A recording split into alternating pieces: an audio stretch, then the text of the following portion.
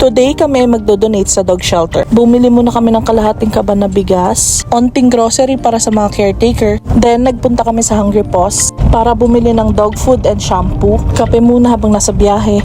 Nasa iyong destinasyon. Kuya, saan yung Potion Project? Dito.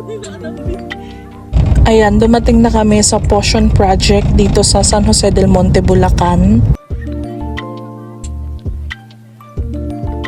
Ang amin po mga aso ay vaccinated, wala tayong dapat alalahanin. Tapos dinemo sa amin ni tatay ang mga dapat gawin at pinakilala kami sa mga staff. Ang alam ko na pinakikilala ang aming amo, ang boss ko, walang dilit iba, si Ma'am Malu Perez. Sakto pagdating namin ay feeding time nila kaya hindi namin sila masyado naka-interact. Natanong ko sa may-ari ng Potion Project, 65 na aso daw ang nandito.